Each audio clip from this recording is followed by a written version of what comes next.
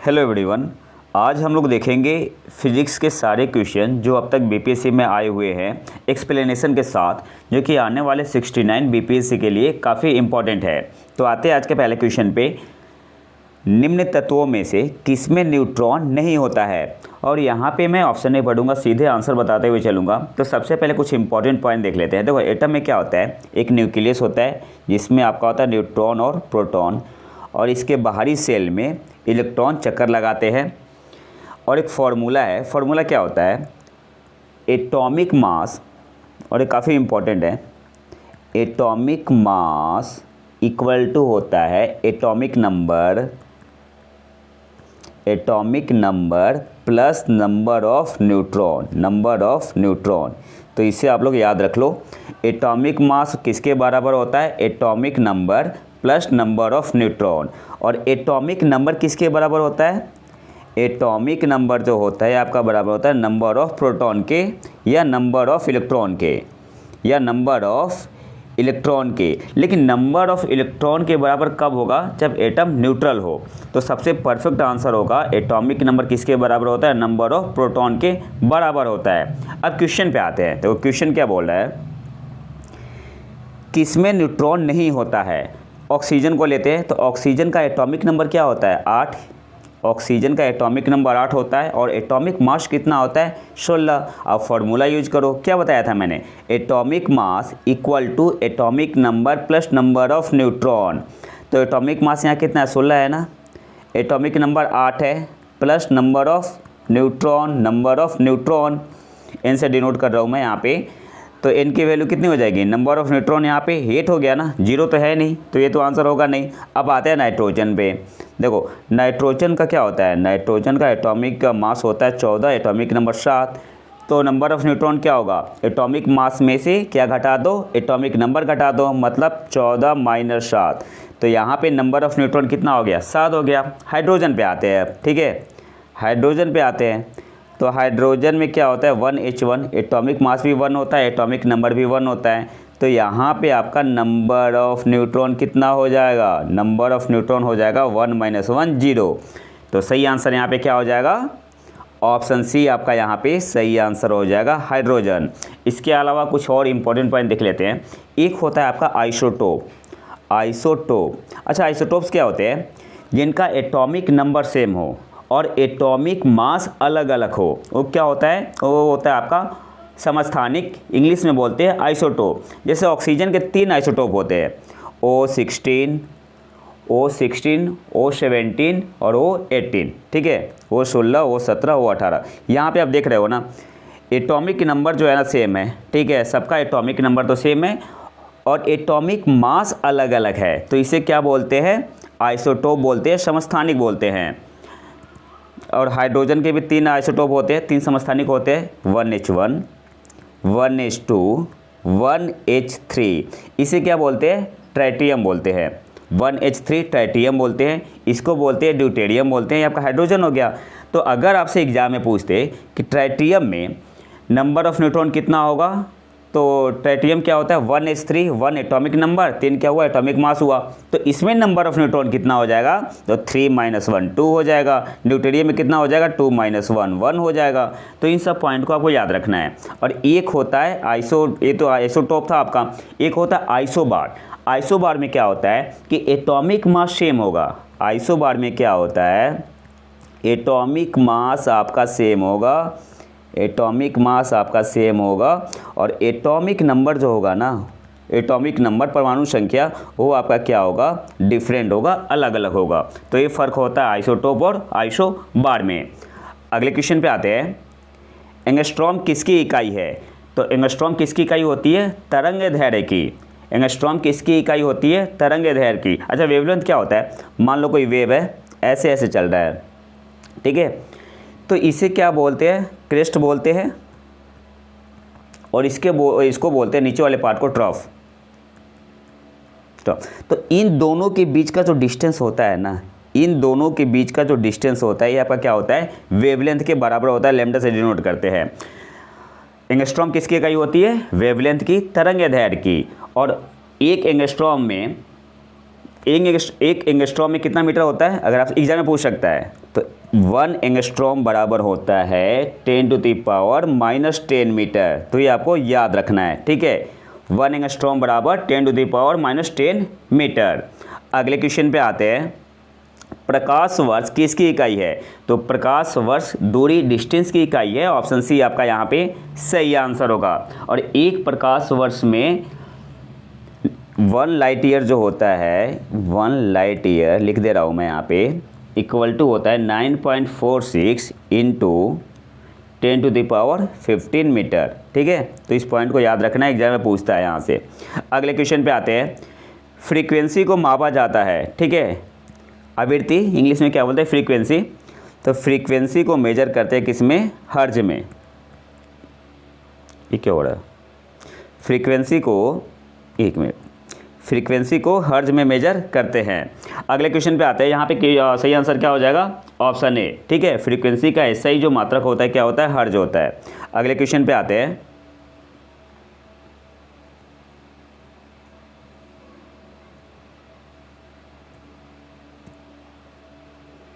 कुछ गड़बड़ हो रहा है, 1 मिनट होल्ड करना।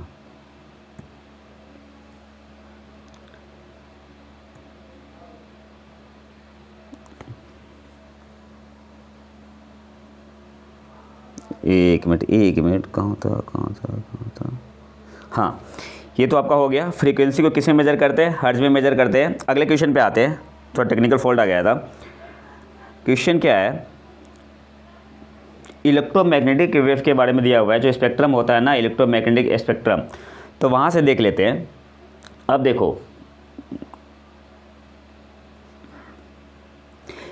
इलेक्ट्रोमैग्नेटिक स्पेक्ट्रम से क्वेश्चन कैसे बनते हैं? आपसे पूछता है एग्जाम में कि वेवलेंथ सबसे ज़्यादा किसका होता है? तो रेडियो वेव का होता है।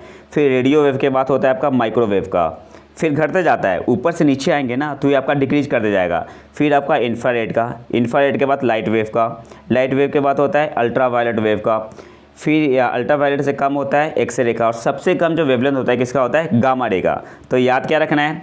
सबसे ज़्यादा होता है रेडियो वेव का वेवलेंथ, ठीक है। फिर आपका माइक्रोवेव, फिर माइक्रोवेव, फिर आपका इंफ्रारेड वेव, फिर लाइट वेव का। अच्छा, यहाँ से आपको याद रखना है, जो विजुअल स्पेक्ट्रम होता है, जो हम आंखों से देख सकते हैं, उसका रेंज कितना होता है वेवलेंथ का?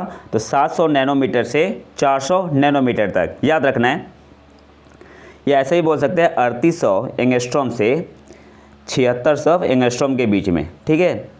तो अप्रॉक्स आपको एक आइडिया पता होना चाहिए कितना का रेंज होता है लगभग। फिर आपका आता है अल्ट्रावायलेट, फिर आता है एक्सरे, फिर गामा रे। अगर मैं फ्रीक्वेंसी के बारे में पूछूँ तो ठीक इसका उल्टा हो जाएगा। जिसका वेवलेंथ सबसे ज़्यादा होगा उसकी फ्रीक्वेंसी सबसे कम होगी। तो फ्रीक्वेंसी रेडियो वेव की सबसे कम होगी, फिर माइक्रोवेव की ज़्यादा होगी, इंफ्रारेड की ज़्यादा होगी, लाइट की ज़्यादा होगी, ऐसे ही बढ़ते जाएगा। और सबसे ज़्यादा फ्रीक्वेंसी होती है गामा रे की। सबसे ज़्यादा फ्रीक्वेंसी किसकी होती है? गामा रे की, ठीक है। अब मैं पूछूँ आपसे कि सबसे ज़्यादा एनर्जी किसके पास होगा? तो एनर्जी का फॉर्मूला क्या होता है? Hc/λ। तो लेमडा जिसका सबसे ज़्यादा होगा, एनर्जी उसकी सबसे कम होगी, ठीक है। बात समझ में आ रही है? लेमडा जिसका सबसे ज़्यादा होगा, एनर्जी उसकी सबसे कम होगी। तो रेडियो वेव की एनर्जी सबसे कम होती है और सबसे ज़्यादा गामा रे की एनर्जी होती है। अगले क्वेश्चन पे आते हैं, घड़ी में प्रयोग होने वाले क्वार्ट्ज क्रिस्टल होते हैं। तो ऑप्शन बी आपका यहाँ पे सही आंसर हो जाएगा, सिलिकॉन डाइऑक्साइड। कैसे लिखते हैं? SiO2। अगले क्वेश्चन पे आते हैं, विद्युत शक्ति की इकाई है। तो पावर किस में मेजर करते हैं? वाट में। तो ऑप्शन डी आपका यहाँ पे सही आंसर हो जाएगा। और पावर क्या होता है? Work done per unit time. Power क्या होता है? Work done per unit time. अच्छा, अगर मैं आपसे पूछूं पावर का डायमेंशन क्या होता है? तो पावर का डायमेंशन होता है ml/t-3। ml/t-3। यहाँ से एग्जाम में सीधे क्वेश्चन आते हैं। अगले क्वेश्चन पे आते हैं, और कूलम, इसे चार्ज को किस में मेजर करते हैं? कूलम में, ठीक है। चार्ज को किस में मेजर करते हैं? कूलम में। अगले क्वेश्चन पे आते हैं, विजिबल स्पेक्ट्रम, दृश्य स्पेक्ट्रम के तरंग दैर्घ्य की सीमा है। तो अभी मैंने बताया था कितना? 3800 से 7600 एंगस्ट्रॉम के बीच में। तो सबसे सटीक आंसर क्या होगा, सबसे क्लोज कौन सा है, ऑप्शन बी आपका यहाँ पे सही आंसर होगा, 3900 एंगस्ट्रॉम से 7600 एंगस्ट्रॉम के बीच में। अगले क्वेश्चन पे आते हैं। सौर विकिरण निम्न में से किस परास में दिखता है, वही जो आपको विजुअल स्पेक्ट्रम बताना है। तो सही आंसर क्या हो जाएगा, सबसे क्लोज कौन सा है, ऑप्शन बी 400 से 700 नैनोमीटर, ऑप्शन बी आपका यहाँ पे सही आंसर होगा। अगले क्वेश्चन पे आते हैं।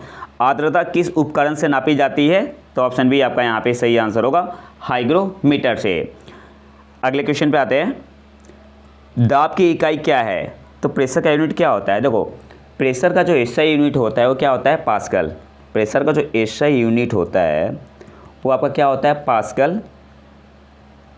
और 1 पास्कल किसके कितने के बराबर होता है, 1 न्यूटन पर मीटर स्क्वायर। ठीक है, अच्छा न्यूटन पर मीटर स्क्वायर कैसे हुआ, तो प्रेशर का फॉर्मूला होता है force per unit area. Force क्या होता है, न्यूटन होता है, एरिया क्या होता है, मीटर स्क्वायर होता है। तो यहाँ पे सही आंसर क्या हो जाएगा, दाब की इकाई क्या है, तो ऑप्शन ए आपका यहाँ पे सही आंसर होगा, न्यूटन पर वर्ग मीटर। इसके अलावा अगर आपसे पूछता कि MKS यूनिट में क्या होता है, तो MKS यूनिट में क्या होता है, M का मतलब मीटर हुआ, K का मतलब किलोग्राम, और इसका मतलब सेकंड हुआ, और एक होता है आपका CGS। तो MKS में जो प्रेशर की इकाई होती है kg पर मीटर सेकेंड स्क्वायर। ठीक है, या इसे ऐसे भी लिख सकते हैं, kg पर मीटर सेकेंड स्क्वायर। ठीक है, तो ये भी याद रखना, आपसे एग्जाम में पूछता है। अगले क्वेश्चन पे आते हैं। दाब का मात्रक है। अब देखो यहाँ पे MK सिस्टम में पूछा है, तो क्या बताया था मैंने, क्या होता है, kg पर मीटर पर सेकेंड स्क्वायर होता है। अब एक चीज़ देखो यहाँ पे, सेकेंड समय तो किसी ऑप्शन में नहीं है, ना ए में है, ना बी में है, ना सी में है, ना डी में है, तो कोई भी ऑप्शन सही नहीं होगा। ठीक है, यहाँ दिमाग लगाना ही नहीं है, तो ऑप्शन ई आपका यहाँ पे सही आंसर होगा, क्योंकि टाइम तो कहीं है ही नहीं इसमें चारों ऑप्शन में, तो ऑप्शन ई आपका यहाँ पे सही आंसर होगा। अगले क्वेश्चन पे आते हैं। निम्नलिखित में से कौन सी अदिश राशि है। देखो स्केलर क्वांटिटी क्या होती है, एक होता है आपका वेक्टर, एक आपका होता है वेक्टर सदिश राशि बोलते हैं, और एक होता है स्केलर। तो स्केलर में क्या होता है, मैग्नीट्यूड तो होगा लेकिन डायरेक्शन नहीं होगा।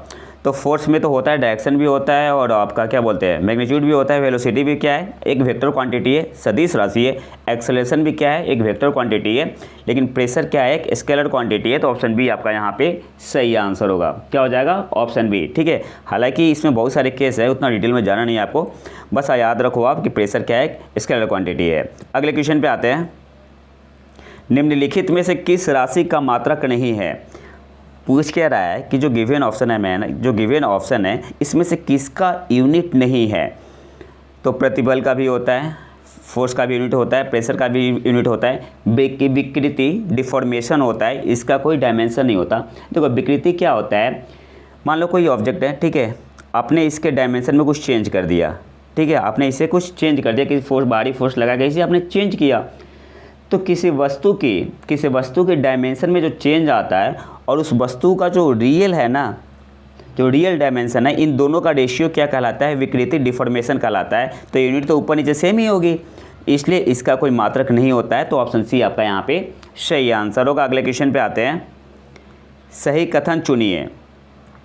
लाल प्रकाश का तरंग दैर्घ्य वैगनी प्रकाश से कम है। देखो यहाँ पे जो सही आंसर होगा ना, हमें सही चूज करना है। तो लाल प्रकाश का तरंग दैर्घ्य बैगनी प्रकाश से ज़्यादा है। सिंपल ऑप्शन बी आपका यहाँ पे सही आंसर होगा। दिमाग में बस इतना याद रखो ना कि वेवलेंथ जो होता है रेड कलर का ना, वेवक्योर जो होता है ना, तो सबसे ज़्यादा वेवलेंथ किसका होता है, रेड कलर का। ठीक है, ऐसे इंक्रीज होते जाता है। तो सबसे ज़्यादा किसका होता है, रेड कलर का। तो ऑप्शन बी आपका यहाँ पे सही आंसर होगा। ठीक है, अगले क्वेश्चन पे आते हैं।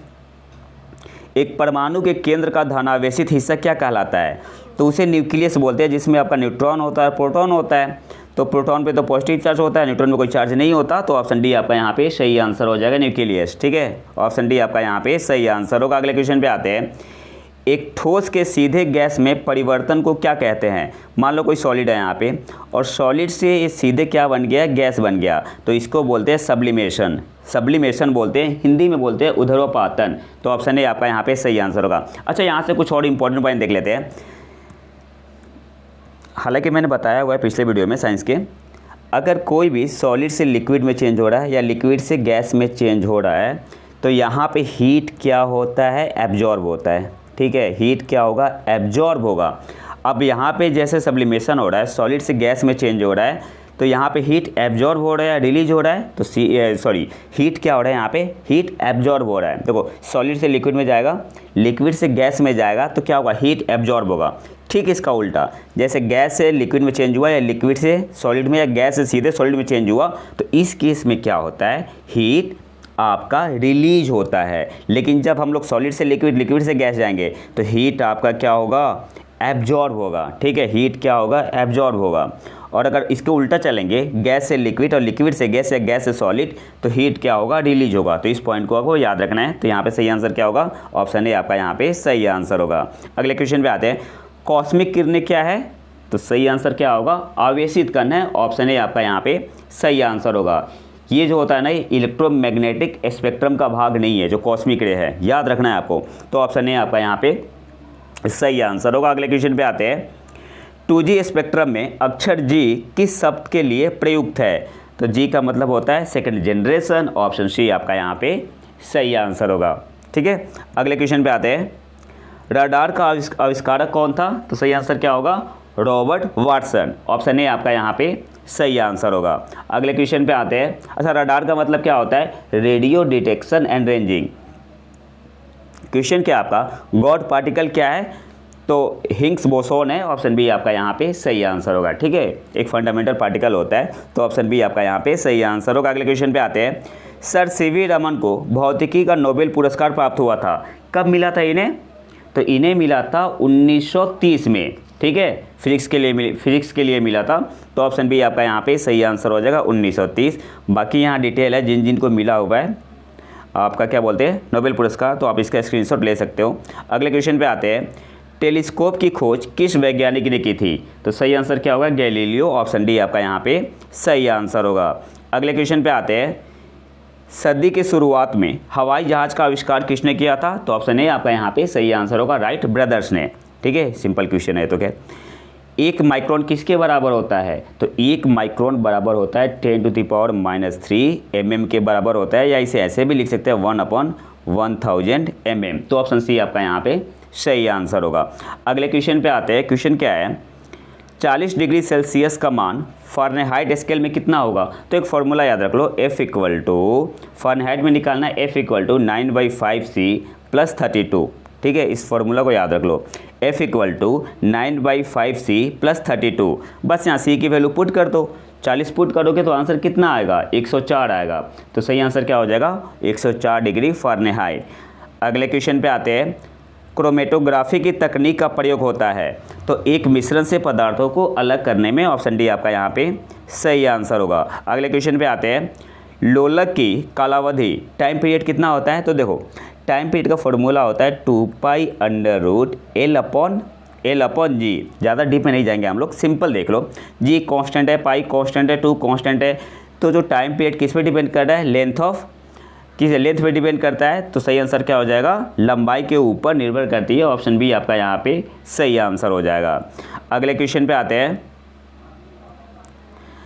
बल गुणनफल है, तो देखो यहाँ से कुछ इंपॉर्टेंट पॉइंट पहले देख लेते हैं। फोर्स बेसिकली क्या होता है, change in momentum per unit time dp/dt। इसे बोलते हैं, किसी वस्तु के मोमेंटम में जब चेंज करते हैं ना, तो उसे क्या बोलते हैं, फोर्स बोलते हैं। तो फोर्स होता है rate of change of momentum dp/dt। और मोमेंटम का फॉर्मूला क्या होता है, मास इंटू वेलोसिटी। तो मास तो कांस्टेंट मानते हैं ना, ठीक है, तो मास आपका बाहर आ जाएगा, तो ये आपका चेंज होता है m dv/dt। और dv/dt क्या होता है, एक्सेलरेशन होता है। तो F कितना हो गया, मास इंटू एक्सेलरेशन। तो सही आंसर क्या हो जाएगा, बल किसका गुणनफल है, मास और त्वरण का। ऑप्शन बी आपका यहाँ पे सही आंसर होगा। सही आंसर क्या हो जाएगा, ऑप्शन बी, द्रव्यमान और त्वरण का।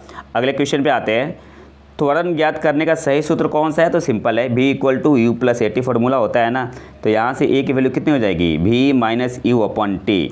तो सही आंसर क्या हो जाएगा, ऑप्शन ए आपका यहाँ पे सही आंसर हो जाएगा। इसके अलावा और भी फॉर्मूला जो आपको याद रखने हैं, एग्जाम में पूछ सकता है। एक तो होता है V² = U² + 2S, एक आपका होता है S = UT + ½ AT²। तो इन सब फॉर्मूला को आपको याद रखना है, ठीक है। अगले क्वेश्चन पे आते हैं, निम्नलिखित में से कौन सी राशि सदिश नहीं है, मतलब स्केलर नहीं है। तो देखो डिस्प्लेसमेंट क्या होता है आपका यहाँ पे, डिस्प्लेसमेंट क्या होगा, सदिश है, ठीक है, मतलब वेक्टर नहीं है, इसे बोलते हैं वेक्टर, ठीक है, इंग्लिश में समझ में आएगा। विस्थापन डिस्प्लेसमेंट क्या है, एक वेक्टर क्वांटिटी है। वेलोसिटी भी क्या है, एक वेक्टर क्वांटिटी है। फोर्स भी क्या है, वेक्टर क्वांटिटी है। आयतन क्या होता है, स्केलर क्वांटिटी होता है। तो ये आपका क्या है, वेक्टर क्वांटिटी नहीं है, स्केलर है। तो सही आंसर यहाँ पे हो जाएगा ऑप्शन डी, ठीक है। अच्छा, अगर एक चीज़ मैं पूछूँ आपसे कि मान लो कोई आदमी है, ए से बी तक गया और फिर बी से ए वापस आ गया, तो इसने टोटल डिस्टेंस कवर कितना किया। अगर मान लो कि यहाँ से 5 मीटर है, तो टोटल डिस्टेंस कवर कितना किया, 5 और 5 10 मीटर। लेकिन अगर मैं पूछूं कि इसने डिस्प्लेसमेंट कितना कवर किया, तो आंसर क्या होगा, 0। डिस्प्लेसमेंट क्या होता है, initial point minus final point, ठीक है। इन दोनों के बीच में जो डिस्टेंस होता है ना, इसे बोलते हैं विस्थापन या डिस्प्लेसमेंट। अब देखो ए से चला था, फिर ए पे ही आ गया, तो कोई भी डिस्प्लेसमेंट नहीं है, तो डिस्प्लेसमेंट क्या हो गया, 0 हो गया। अगले क्वेश्चन पे आते हैं। पदार्थ के संवेग और वेग के अनुपात में कौन सी भौतिक राशि प्राप्त की जाती है। तो जाहिर सी बात है, मोमेंटम होता है, ठीक है। मोमेंटम का फॉर्मूला क्या होता है, एम वी। रेशियो पूछ रहा है इसका और मास का, वेग का, तो m v upon v, v cancel हो जाएगा, क्या बचेगा, मास बचेगा ना केवल। तो सही आंसर क्या हो जाएगा, ऑप्शन सी, द्रव्यमान, ठीक है। ऑप्शन सी आपका यहाँ पे सही आंसर हो जाएगा, द्रव्यमान। अगले क्वेश्चन पे आते हैं। एक पिकोग्राम किसके बराबर होता है। तो एक पिकोग्राम बराबर होता है 10⁻⁻12 ग्राम। तो सही आंसर क्या हो जाएगा, ऑप्शन सी आपका यहाँ पे सही आंसर होगा। अगले क्वेश्चन पे आते हैं। आप एक लिफ्ट में खड़े हैं, लिफ्ट के फर्श पर आपके द्वारा लग रहा बल। तो यहाँ पे मैं पहले आंसर बता दूँ, लिफ्ट के, ऑप्शन बी आपका यहाँ पे सही आंसर होगा, लिफ्ट के 9.8 मीटर पर सेकेंड स्क्वायर के त्वरण से नीचे आते समय 0 होगा। बोल क्या रहा है, मान लो कोई लिफ्ट है, ठीक है, ये लिफ्ट है आपका, इस लिफ्ट में कोई आदमी बैठा हुआ है, यहाँ पे। अगर ये लिफ्ट यहाँ पे लिख रहा हूँ मैं, 9.8 मीटर पर सेकेंड स्क्वायर के स्पीड से नीचे आ रही है, मतलब एक्सेलरेशन से नीचे आ रही है, तो इस पर जो फोर्स लगेगा ना, वो 0 होगा। क्यों होगा, तो हालांकि ज़्यादा डीप कॉन्सेप्ट है, बताना जरूरी नहीं है यहाँ पे, लेकिन मैं एक आइडिया दे रहा हूँ। इस पर क्या होता है ना, मान लो कि आपको मैंने यहाँ बैठा दिया, तो आपके रिस्पेक्ट में ये आदमी क्या है, रेस्ट में है ना, तो बेसिकली हम एक इस पर स्यूडो फोर्स लगाते हैं, जिसको नॉन इनर्शियल फ्रेम मानते हैं। तो इस पर जब हम इस पर फोर्स कितना लग रहा होगा, mg लग रहा होगा, ठीक है। और जो स्यूडो फोर्स लगाएंगे ना हम इस पर, तो मास इंटू एक्सेलरेशन, ठीक है। और ए की वैल्यू कितनी है, सेम है, जी के बराबर है, तो ऊपर mg लग रहा है, नीचे भी mg लग रहा है, मतलब नेट फोर्स क्या हो गया, 0 हो गया, ठीक है। हालांकि मैंने थोड़ा ज़्यादा डी में बता दिया, बस अब आंसर याद रख लो। लिफ्ट के 9.8 मीटर पर सेकेंड स्क्वायर के त्वरण से नीचे आते समय 0 होगा। ऑप्शन बी आपका यहाँ पे सही आंसर होगा, ठीक है। अगले क्वेश्चन पे आते हैं। वायु में ध्वनि तरंग होती है, जो साउंड वेव होता है वो क्या होता है। तो देखो, सबसे पहले याद क्या क्या रखना आपको, साउंड वेव जो होता है ना आपका, साउंड वेव, ये आपका क्या होता है, मैकेनिकल वेव होता है। पहला पॉइंट, मैकेनिकल वेव क्या होता है, जिस वेव के लिए मीडियम की ज़रूरत हो। अब लाइट वेव क्या है, नॉन मैकेनिकल वेव है, उसके लिए मीडियम की ज़रूरत नहीं है, लेकिन साउंड वेव के लिए मीडियम की ज़रूरत होती है, तो इसे हम लोग क्या बोलते हैं, एक मैकेनिकल वेव है। साउंड वेव क्या है, एक मैकेनिकल वेव है। और पूछ क्या रहा है, एयर में, वायु में ध्वनि तरंग होती है तो लॉन्गिट्यूडनल होती है। ऑप्शन बी आपका यहाँ पे सही आंसर होगा, अनुदैर्ध्य बोलते हैं हिंदी में, ठीक है। तो लॉन्गिट्यूडनल वेव होगी। बेसिकली क्या होता है, साउंड वेव कैसे ट्रेवल करता है, आपका कंप्रेस होगा, कंप्रेस रिफ्रैक्शन, कंप्रेस, फिर आपका होता है रिफ्रैक्शन, कंप्रेस रिफ्रैक्शन, ऐसे चलता है साउंड वेव, ठीक है। तो ऑप्शन बी आपका यहाँ पे सही आंसर होगा। लास्ट में मैं बताऊंगा ट्रांसवर्स वेव, अनुप्रस्थ तरंग और अनुदैर्ध्य तरंग में क्या फ़र्क है, इसको मैं लास्ट में बताऊंगा, मैंने एक स्लाइड लिया हुआ है। अगले क्वेश्चन पे आते हैं। रेत और नेफ्थलीन के मिश्रण को किसके द्वारा पृथक किया जा सकता है। तो नेफ्थलीन क्या शो करता है, सब्लिमेशन शो करता है, तो यहाँ पे सही है, सॉलिड से सीधे आपका चेंज हो जाता है गैस में, तो ऑप्शन ए आपका यहाँ पे सही आंसर होगा, सब्लिमेशन द्वारा, ठीक है, ऊर्ध्वपातन। अगले क्वेश्चन पे आते हैं। क्वेश्चन क्या है, विद्युत शक्ति की इकाई है, तो मैंने बताया था अभी थोड़ी देर पहले, वाट होता है, ठीक है। ऑप्शन डी आपका यहाँ पे सही आंसर होगा। टरबाइन एवं डायनामो से बिजली प्राप्त करने में किस ऊर्जा को विद्युत ऊर्जा में परिवर्तित करते हैं। तो मैकेनिकल ऊर्जा को इलेक्ट्रिकल एनर्जी में चेंज किया जाता है, क्या बोलते हैं, विद्युत ऊर्जा में, तो ऑप्शन सी आपका यहाँ पे सही आंसर होगा। और मोटर क्या करता है, अगर पूछते कि मोटर क्या करता है, तो मोटर इलेक्ट्रिकल एनर्जी को मैकेनिकल एनर्जी में चेंज करता है, यांत्रिक ऊर्जा में, ठीक है। मोटर के केस में। अगले क्वेश्चन पे आते हैं, 100 वाट का बिजली का बल्ब यदि 10 घंटे जले तो बिजली का खर्च कितना होगा।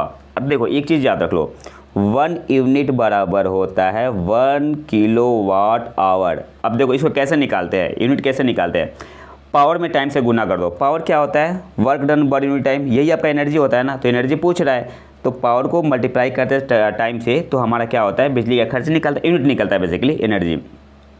तो सिंपली 100 × 10 से मल्टीप्लाई कर दो तो कितना आ गया, 100 वाट, और ये क्या 10 आवर है तो 1000 वाट आवर। अब देखो 1 यूनिट कितने के बराबर होता है, 1 किलो वाट आवर। तो 1000 को लिख सकते हैं 1 किलो वाट आवर किसके बराबर है, 1 यूनिट के बराबर है ना, 1 इकाई के बराबर। तो ऑप्शन बी आपका यहाँ पे सही आंसर हो जाएगा, 1 इकाई के बराबर, ठीक है, 1 यूनिट मतलब।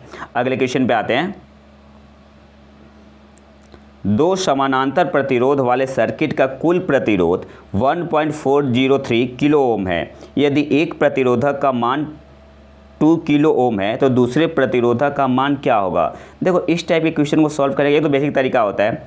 पैरेलल में है तो resistance 1/R equal to 1/R1 plus 1/R2, ठीक है। यहाँ पे इस R इक्विवेलेंट की वैल्यू दी हुई है, ठीक है, 1.403 पुट करो, 1.403। R1 का वैल्यू दिया हुआ है, एक का दिया हुआ है, मान लो कि R1 का दिया हुआ है, तो 1/ यहाँ पे R1 की जगह 2 किलो ओम पुट कर दो, 2 किलो ओम, और R2 की वैल्यू निकाली है। तो सॉल्व कर लो, बेसिक मैथमेटिक है। तो आंसर इसका यहाँ पे होगा सॉल्व करने के बाद ऑप्शन डी आपका यहाँ पे सही आंसर होगा, 4.70 किलो ओम, ठीक है। लेकिन मैं क्या बताऊँगा कि एग्ज़ाम में इस तरीके के क्वेश्चन को ना ऐसे सॉल्व नहीं किया जाता, फिर तो काफ़ी टाइम लगेगा ना। तो एक कॉन्सेप्ट जान लो कि मान लो कि कोई भी रेजिस्टेंस है पैरेलल में अगर जुड़ा हुआ है, कितना भी रेजिस्टेंस हो, तो जो इसका R इक्विवेलेंट निकलता है ना, जो सबसे छोटा रेजिस्टेंस होगा उससे कम होगा। R इक्विवेलेंट जो होगा, जो सबसे छोटा रेजिस्टेंस होगा उससे कम होगा, जाहिर सी बात है। अब क्या करना है ना, यहाँ पे आप ऑप्शन से वैल्यू पुट करो, 3.403 है ना, तो एक बार 4 वैल्यू पुट कर दो।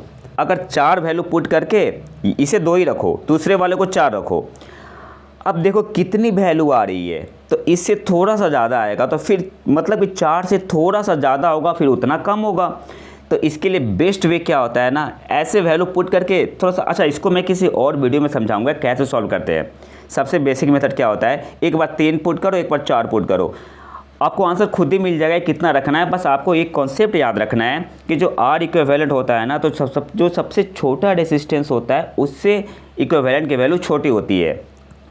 फॉर एग्जाम्पल एक क्वेश्चन मैं ले रहा हूँ यहाँ पे, मान लो कि चलो ये आपका 3 ओम है और ये आपका 4 ओम है, तो इसका नेट इक्विवेलेंट कितना होगा, 3 से छोटा होगा, ठीक है, 3 से छोटा होगा। कैसे, मल्टीप्लाई करो आप, 4 3 12 अपॉन 7, कितना आ जाएगा आपका 1 पॉइंट समथिंग आएगा ना, 1 पॉइंट समथिंग आएगा, 1 पॉइंट समथिंग, हाँ इतना ही आएगा, 1 पॉइंट समथिंग, मतलब ये 3 से काफ़ी छोटा हो रहा है। तो सबसे बेस्ट उपाय है ना कि इसका मतलब 3.403 है ना, केवल 3 वैल्यू पुट करके सॉल्व करो। यहाँ पे 4 वैल्यू पुट करके सॉल्व करो। तो सब इसका फ़ायदा क्या होता है कि एक तो इजी वे में सॉल्व हो जाता है, एक आइडिया मिल जाता है कि कौन सा ऑप्शन आपका यहाँ पे सही आंसर होगा। तो यहाँ पे तो सही आंसर क्या होगा, ऑप्शन डी 4.70 किलो ओम। अगले क्वेश्चन पे आते हैं। क्वेश्चन क्या है आपका, एक सामान्य शुष्क सेल में विद्युत अपघट्य होता है तो कौन सा यूज करते हैं, अमोनियम क्लोराइड यूज करते हैं। तो सही आंसर क्या हो जाएगा, ऑप्शन सी अमोनियम क्लोराइड। अगले क्वेश्चन पे आते हैं। क्वेश्चन क्या आपसे पूछ रहा है, इलेक्ट्रिक करंट निम्न में से किस उपकरण से नापी जाती है। तो इलेक्ट्रिक करंट को जो मेजर करते हैं एमीटर से मेजर करते हैं, वोल्ट मीटर से वोल्ट को मेजर करते हैं। अगले क्वेश्चन पे आते हैं, और पोटेंशियोमीटर से ईएमएफ को मेजर किया जाता है, ठीक है, ईएमएफ। अगले क्वेश्चन पे आते हैं, प्रकाश में 7 रंग होते हैं, रंगों को अलग करने का क्या तरीका होता है। तो प्रिज्म यूज करते हैं, प्रिज्म से क्या होता है, अलग अलग 7 रंग में चेंज हो जाते हैं। तो ऑप्शन ए आपका यहाँ पे सही आंसर हो जाएगा, एक प्रिज्म से रंगों को अलग किया जा सकता है। सही आंसर क्या हो जाएगा, ऑप्शन ए। अगले क्वेश्चन पे आते हैं। क्वेश्चन क्या है, यदि किसी ऐनक के लेंसों की शक्ति +2 डायोप्टर हो तो इसकी फोकस दूरी क्या होगी। तो पावर इक्वल टू क्या होता है, 1/f, और यहाँ पे फोकल लेंथ मीटर में हम लोग लेते हैं बेसिकली। तो पावर तो दिया है ना, पावर कितना दिया हुआ है, 2 डायोप्टर, 2D दिया हुआ है, तो 2 इक्वल टू 1/f, तो 1/f f कितने के बराबर हो जाएगा, 1/2, और ये तो मीटर में है मतलब 0.5 मीटर। जब हम लोग इसे सेंटीमीटर में चेंज करेंगे तो 100 से मल्टीप्लाई कर दो तो कितना आ जाएगा 50 सेंटीमीटर। ऑप्शन सी आपका यहाँ पे सही आंसर होगा। ठीक है, तो इसकी फोकस दूरी कितनी हो जाएगी, फोकल लेंथ 50 सेंटीमीटर। अगर मैं पूछूँ आपसे यहाँ पे क्या चाहिए, लेंस कौन सा है, क्वेश्चन में जो पावर दिया हुआ है +2 डायोप्टर का, तो लेंस कौन सा है, तो जब अगर पावर पॉजिटिव हो ना तो लेंस आपका होता है कॉन्वेक्स लेंस, कॉन्वेक्स लेंस, उत्तल लेंस बोलते हैं। अगर पावर नेगेटिव हो, अगर पावर नेगेटिव हो तब कौन सा लेंस होगा, कॉनकेव लेंस, डाइवर्ज करता है कॉनकेव लेंस। तो पावर अगर पॉजिटिव हो तो लेंस आपका होगा कॉन्वेक्स लेंस, अगर पावर नेगेटिव हो तो कौन सा लेंस होगा, कॉनकेव लेंस होगा। अगले क्वेश्चन पे आते हैं, चुंबकीय सुई किस तरफ संकेत करती है, तो नॉर्थ की तरफ। ऑप्शन सी आपका यहाँ पे सही आंसर होगा। अगले क्वेश्चन पे आते हैं, श्वेत प्रकाश को नली में कैसे पैदा करते हैं, तो ऑप्शन सी आपका ऑप्शन बी आपका यहाँ पे सही आंसर होगा, तंतु को गर्म करके। ठीक है, अगले क्वेश्चन पे आते हैं, आइंस्टीन को नोबेल प्राइज किस कार्य पर मिला था, तो सही आंसर होगा यहाँ पे ऑप्शन डी, प्रकाश विद्युत प्रभाव, इलेक्ट्रोमैग्नेटिक इफेक्ट। ऑप्शन डी आपका यहाँ पे सही आंसर होगा। सही आंसर क्या हो जाएगा, आइंस्टीन को जो नोबेल प्राइज किस कार्य पे मिला था, 1921 में मिला था इन्हें, तो प्रकाश विद्युत प्रभाव। अगले क्वेश्चन पे आते हैं, विद्युत उत्पन्न करने के लिए कौन सी धातु का उपयोग होता है, तो यूरेनियम का। ऑप्शन ए आपका यहाँ पे सही आंसर होगा। अगले क्वेश्चन पे आते हैं, सिंपल क्वेश्चन है, कमरे को ठंडा किया जा सकता है तो उसमें संपीड़ित कंप्रेस्ड गैस को छोड़ने से। ऑप्शन बी आपका यहाँ पे सही आंसर होगा। अगले क्वेश्चन पे आते हैं, आमतौर पर सुरक्षा फ्यूज लगाने के लिए प्रयोग होने वाला तार किस पदार्थ का बना होता है, तो ऑप्शन बी आपका यहाँ पे सही आंसर होगा, टीन और शीशे का मिश्र धातु होता है, एलॉय होता है। और इसके अलावा एक पॉइंट और याद रखना है आपको, यहाँ पे जो फ्यूज होता है ना, इसका मेल्टिंग पॉइंट जो होना चाहिए वो लो होना चाहिए। ठीक है, एग्जाम में पूछता है, तो मेल्टिंग पॉइंट जो होना चाहिए क्या होना चाहिए, लो होना चाहिए। अगले क्वेश्चन पे आते हैं, निम्न में से कौन सा ऊष्मा का सबसे अधिक कुचालक है, तो ऑप्शन सी आपका यहाँ पे सही आंसर हो जाएगा, पारा। ऑप्शन सी आपका यहाँ पे सही आंसर होगा। लीड शीशा का कितना होता है, देखो लीड का जो होता है ना, शीशा जो होता है, इसका जो ऊष्मा चालकता होता है लगभग होता है 34.7, और जो पारा का होता है ये आपका होता है 8.31। तो यहाँ पे सही आंसर क्या हो जाएगा, ऑप्शन सी पारा, क्योंकि इसका जो क्या बोलते हैं ऊष्मा चालकता होती है पारा की कम होती है। तो ऑप्शन सी आपका यहाँ पे सही आंसर होगा। अगले क्वेश्चन पे आते हैं, अतिचालक का लक्षण है तो जीरो परमेबिलिटी। ऑप्शन सी आपका शून्य पारगम्यता बोलते हैं हिंदी में, तो ऑप्शन सी आपका यहाँ पे सही आंसर हो जाएगा। सुपर कंडक्टर जो होता है इसका प्रॉपर्टी है जीरो परमेबिलिटी, या हिंदी में बोलेंगे शून्य पारगम्यता। ऑप्शन सी आपका यहाँ पे सही आंसर होगा। अगले क्वेश्चन पे आते हैं, गर्म करने पर चालक का प्रतिरोध, अर्धचालक का प्रतिरोध क्या होता है, बढ़ता है या घटता है या सेम रहता है, तो देखो रेजिस्टेंस के केस में क्या होता है, हम क्या जानते हैं, फॉर्मूला क्या जानते हैं, RT = R01 + alpha delta T, ये होता है। तो अल्फ़ा की जो वैल्यू होती है ना सेमीकंडक्टर के केस में निगेटिव होता है, तो इससे क्या होता है, और जो मेटल होता है कंडक्टर के केस में पॉजिटिव होता है, इसलिए टेम्परेचर जब इंक्रीज़ करते हैं ना मेटल के केस में, तो उस केस में आपका क्या होता है, टेम्परेचर इंक्रीज़ होता है। लेकिन सेमीकंडक्टर के केस में क्या होता है, अर्धचालक के केस में क्या होता है, अल्फा का निगेटिव होता है। तो जब निगेटिव होता है तो RT की वैल्यू क्या होती है, फाइनल डिक्रीज करता है। तो यहाँ पर सही आंसर क्या हो जाएगा, ऑप्शन बी डिक्रीज घटता है।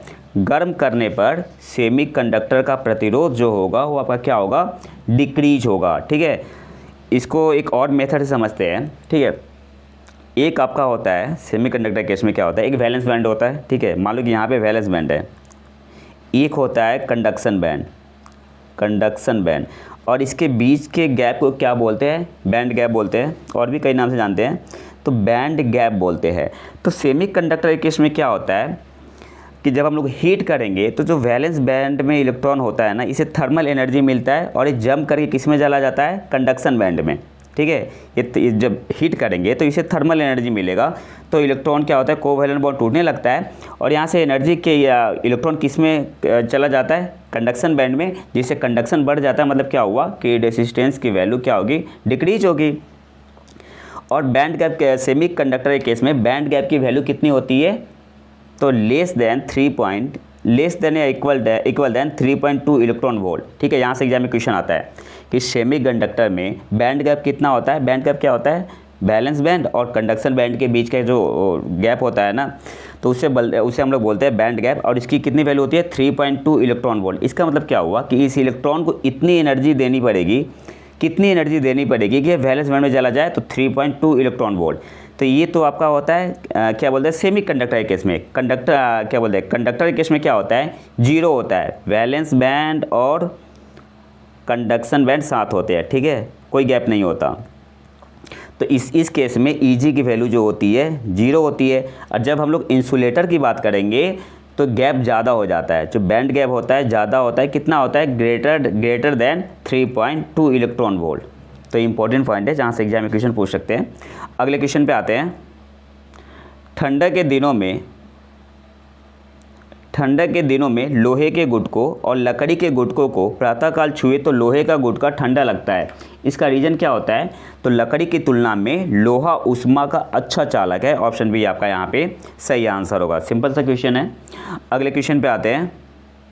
कमरे में रखा रेफ्रिजरेटर का दरवाज़ा खोलकर, तो क्या होता है, तो जब रेफ्रिजरेटर का दरवाज़ा खोल के रखेंगे ना तो बाहर में टेम्परेचर इंक्रीज हो जाता है। तो सही आंसर यहाँ पे क्या होगा, आप अंततः कमरे को थोड़ा गर्म कर सकते हैं। ऑप्शन सी आपका यहाँ पे सही आंसर होगा। ठीक है,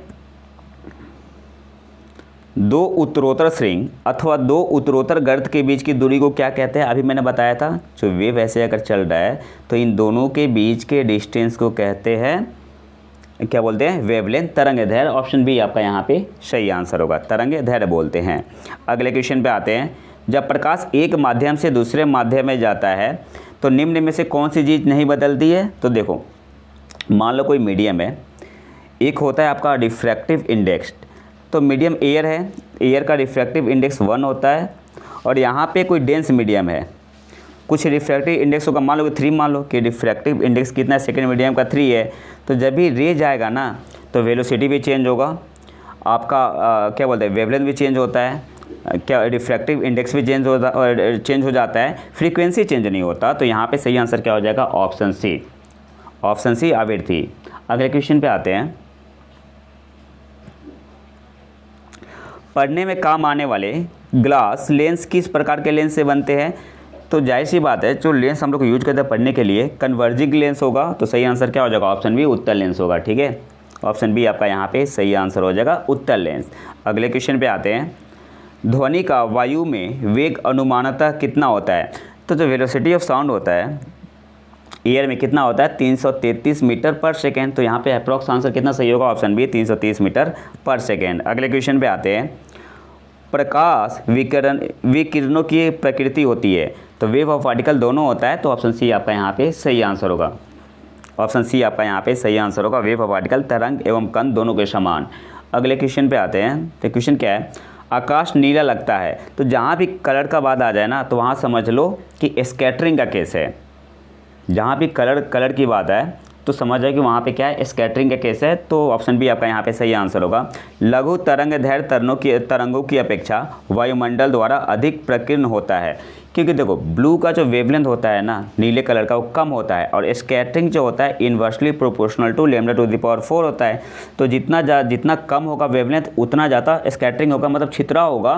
तो ऑप्शन बी आपका यहाँ पे सही आंसर होगा। यही कारण है ना कि रेड कलर जो डेंजर का सिग्नल होता है, रेड कलर का यूज क्यों होता है, क्योंकि वेवलेंथ सबसे ज़्यादा होता है रेड कलर का, तो उसका स्कैटरिंग क्या होता है ना सबसे कम होता है। तो मतलब वो ज़्यादा सीधे तक जाएगा, छितराएगा नहीं हो, मतलब स्कैटरिंग उसका नहीं होगा, सीधे तक जाएगा। तो यहाँ पे सही आंसर क्या हो जाएगा, ऑप्शन बी। ठीक है, क्योंकि जो ब्लू कलर का होता है नीले कलर का वेवलेंथ कम होता है, जो वायुमंडल द्वारा अधिक प्रकीर्ण या स्कैटरिंग होता है। अगले क्वेश्चन पे आते हैं। पानी का घनत्व अधिकतम कितने पे होता है, तो 4 डिग्री सेल्सियस पे। ऑप्शन बी आपका यहाँ पे सही आंसर होगा। अगले क्वेश्चन पे आते हैं। 50 डिग्री सेल्सियस का मान फ़ारेनहाइट स्केल में कितना होता है। तो अभी मैंने बताया था थोड़ी देर पहले, F = 9/5C + 32। यहाँ पे C की वैल्यू पुट करो, आंसर कितना आ जाएगा, 122 डिग्री फ़ारेनहाइट। ऑप्शन बी आपका यहाँ पे सही आंसर होगा। अगले क्वेश्चन पे आते हैं। वर्षा की बूंद की गोलाकार आकृति का कारण क्या है, तो सरफेस टेंशन। सरफेस टेंशन क्या होता है, बेसिकली मिनिमम सरफेस एरिया चाहता है टू गेन स्टेबिलिटी। और सरफेस एरिया मिनिमम कब होगा, जब वो सर्कुलर में होगा। ठीक है, तो ऑप्शन बी आपका यहाँ पे सही आंसर हो जाएगा। सरफेस टेंशन लिक्विड की प्रॉपर्टी होती है। सबसे ज़्यादा श्यानता किस में होती है, जो सबसे ज़्यादा गाढ़ा होगा, तो ऑप्शन डी आपका यहाँ पे सही आंसर हो जाएगा, शहद की। अगले क्वेश्चन पे आते हैं, महासागर में ऊंची जल तरंगें कैसे आती है, तो सही आंसर क्या होगा, चंद्रमा से। ऑप्शन डी आपका यहाँ पे सही आंसर होगा, ग्रेविटेशनल अट्रैक्शन होता है। अगले क्वेश्चन पे आते हैं, जब एक पत्थर को चांद की सतह से पृथ्वी पर लाया जाता है, तो देखो एक तो मास होता है और एक होता है वेट। वेट होता है mg, मास केवल m होता है। तो जब हम लोग किसी पत्थर को चांद की सतह से लाएंगे तो m तो सेम ही रहेगा, g चेंज होता है, तो मतलब वेट भार जो होगा वो बदल जाएगा, लेकिन द्रव्यमान नहीं। तो ऑप्शन बी आपका यहाँ पे सही आंसर होगा, इसका भार बदल जाएगा परंतु द्रव्यमान नहीं। अगले क्वेश्चन पे आते हैं, सौर ऊर्जा निम्न में से किससे प्राप्त होती है, सिंपल सा क्वेश्चन है, ऑप्शन सी आपका यहाँ पे सही आंसर होगा, सूर्य। हटाते हैं इसे। सूर्य पर ऊर्जा का निर्माण होता है, तो देखो सन में जो क्या होता है, बेसिकली न्यूक्लियर फ्यूजन होता है, नाभिकीय संलयन होता है। ऑप्शन बी आपका यहाँ पे सही आंसर होगा। न्यूक्लियर फ्यूजन एक होता है, फ्यूजन होता है, एक आपका होता है फिजन, विखंडन होता है। तो फ्यूजन के केस में क्या होता है, दो छोटे न्यूक्लियस आपस में जुड़ के एक बड़े न्यूक्लियस का निर्माण करते हैं। ये किस केस में होता है, फ्यूजन के केस में। और विखंडन के केस में क्या होता है, जैसे एटॉमिक बम वगैरह काम करते हैं, तो जो बड़ा एक न्यूक्लियस होता है, इसको तोड़ते हैं तो छोटे छोटे न्यूक्लियस में टूट जाता है, वो क्या आपका होता है, नाभिकीय विखंडन होता है। और ठीक उसका उल्टा होता है नाभिकीय संलयन, फ्यूजन में।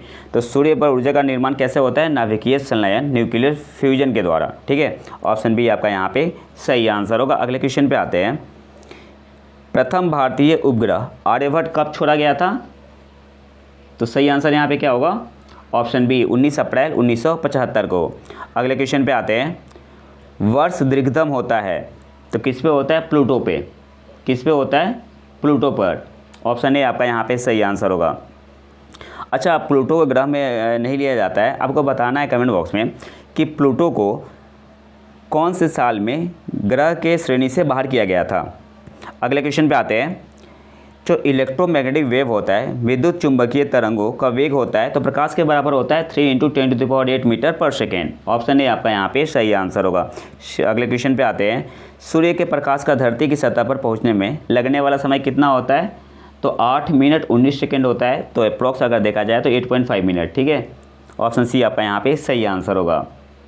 एग्जैक्टली आपका लगता है 499 सेकेंड या 8 मिनट 19 सेकेंड। अगले क्वेश्चन पे आते हैं, सौर मंडल का सबसे बड़ा ग्रह कौन सा है, जुपिटर है। ऑप्शन सी आपका यहाँ पे सही आंसर होगा। अगले क्वेश्चन पे आते हैं, निम्नलिखित में से कौन एक कंप्यूटर की भाषा नहीं है, तो बेसिक भी है, सी भी है, फोर्ट्रॉन भी है, फास्ट नहीं है। तो सही आंसर यहाँ पे क्या हो जाएगा, ऑप्शन सी फास्ट। अगले क्वेश्चन पे आते हैं, निम्न में से कौन सी धातु रोशनी के बल्बों में फिलामेंट के रूप में प्रयोग होती है, टंगस्टन होती है। ऑप्शन डी आपका यहाँ पे सही आंसर होगा। अगले क्वेश्चन पे आते हैं, परमाणु नाभिक के अवयव है, तो मैंने शुरू में ही बताया था, एटम के न्यूक्लियस में क्या होता है, न्यूट्रॉन होता है और प्रोटॉन होता है। तो ऑप्शन सी आपका यहाँ पे सही आंसर होगा। अगले क्वेश्चन पे आते हैं, क्वेश्चन क्या है, निम्नलिखित में से कौन वैकल्पिक ऊर्जा का सबसे बड़ा भंडार है, तो ऑप्शन ए आपका यहाँ पे सही आंसर हो जाएगा, सौर ऊर्जा। अगला क्वेश्चन है, परमाणु बम का सिद्धांत आधारित है, तो अभी मैंने बताया था थोड़ी देर पहले, न्यूक्लियर फ्यूजन पे, मतलब नाभिकीय विखंडन पर। तो ऑप्शन बी आपका यहाँ पे सही आंसर होगा। अगले क्वेश्चन पे आते हैं, वायु में कौन सी नोबेल गैस नहीं होती है, तो हवा में आपका रेडॉन नहीं होता है। ठीक है, बाकी जो हीलियम, नियॉन और आर्गन है एयर में पाया जाता है, लेकिन रेडॉन नहीं। ऑप्शन डी आपका यहाँ पे सही आंसर होगा। अगले क्वेश्चन पे आते हैं, बिजली की खपत का बिल किसके मापन पर आधारित होता है, तो मैंने क्या बताया था आपका, केवल वाट पे, पावर पे मेजर करते हैं ना। पावर क्या होता है, work done per unit time. तो एनर्जी कैसे निकलता है, पावर में टाइम से मल्टीप्लाई करते हैं, तो केवल 1 आपका यहाँ पे सही आंसर होगा। ठीक है, अगले क्वेश्चन पे आते हैं, निम्नलिखित में से सबसे भारी धातु है, तो यूरेनियम होता है। यूरेनियम का एटॉमिक नंबर कितना होता है, 92, और एटॉमिक वेट होता है 238.08। ठीक है, अगले क्वेश्चन पे आते हैं, इनसैट 2A कब छोड़ा गया। अच्छा, ये इम्पोर्टेंट नहीं है ज़्यादा, इस क्वेश्चन को मैंने इसलिए लिया है कि अब यहाँ पे इनसैट 2A की जगह पे कर दो चंद्रयान 3। तो कब लॉन्च हुआ था, चंद्रयान 3 लॉन्च कब हुआ था, 14 जुलाई 14 जुलाई 2023 को। इसके अलावा लैंडर का नाम क्या है? विक्रम। लैंडर का नाम है विक्रम और रोवर का नाम क्या है? रोवर का नाम है प्रज्ञान। अच्छा, जो मैंने बताया था अभी, ट्रांसवर्स वेव, अनुप्रस्थ तरंग और अनुदैर्ध्य तरंग के बारे में थोड़ा देख लेते हैं। ट्रांसवर्स वेव में क्या होता है? पार्टिकल जो वाइब्रेट करता है in a direction perpendicular to the direction of propagation of the wave. तो देखो, जो ट्रांसवर्स वेव में क्या होता है, जो पार्टिकल कहाँ वाइब्रेट करते हैं, तो डायरेक्शन तो इधर है और पार्टिकल इसके परपेंडिकुलर क्या है? वाइब्रेट करेंगे to the direction of propagation of the wave. दूसरा क्या होता है? इसमें क्रेस्ट एंड ट्रफ फॉर्म करता है। फिर आपका होता है एक जो ट्रांसवर्स वेव होता है कहाँ पे फॉर्म होते हैं? तो सॉलिड और लिक्विड में, ठीक है। और ये इलास्टिक वेव भी हो सकते हैं, नॉन इलास्टिक वेव भी हो सकते हैं, मैकेनिकल या नॉन मैकेनिकल वेव। ये क्या करते हैं? Do not create pressure difference in the medium. यह मीडियम में प्रेशर डिफरेंस क्रिएट नहीं करते हैं। कौन सा वेव? अनुप्रस्थ तरंग, ट्रांसवर्स वेव। लेकिन लॉन्गिट्यूडनल वेव क्या होता है? देखो यहाँ पे आपका क्या हो रहा है? कंप्रेशन होता है, यहाँ पे कंप्रेशन हो रहा है, यहाँ पे रिफ्लेक्शन, यहाँ पे कंप्रेशन, यहाँ पे रिफ्लेक्शन, यहाँ ऐसे चलता है लॉन्गिट्यूडनल वेव। इसमें जो पार्टिकल वाइब्रेट करते हैं in a direction parallel to the direction of propagation of the wave, दिखाई दे रहा है, बिल्कुल सीधे जा रहा है। इसमें उसमें क्या होता था? क्रेस्ट एंड ट्रफ फॉर्म होते थे, इसमें कंप्रेशन एंड रिफ्लेक्शन हो रहे हैं। जो लॉन्गिट्यूडनल वेव है ना, अनुदैर्ध्य तरंग, ये फॉर्म करते हैं सॉलिड में भी, लिक्विड में भी और गैस में भी। ट्रांसवर्स वेव केवल सॉलिड और लिक्विड में। ये क्या होता है? Longitudinal wave only elastic wave या मैकेनिकल वेव, जैसे साउंड वेव हो गया, सेस्मिक वेव हो गया, ये सब क्या मैकेनिकल वेव या इलास्टिक वेव है। और जो लॉन्गिट्यूडनल वेव होता है, अनुदैर्ध्य तरंग, यह प्रेशर डिफरेंस क्रिएट करता है मीडियम में। तो ये फ़र्क होता है, इन सारे पॉइंट को आपको याद रखने हैं। तो ये तो था हमारा आज का लेक्चर। अगर वीडियो पसंद है तो लाइक करें और चैनल को सब्सक्राइब जरूर कर लें। मिलते हैं नए वीडियो में नए टॉपिक के साथ, तब तक के लिए नमस्कार, जय हिंद।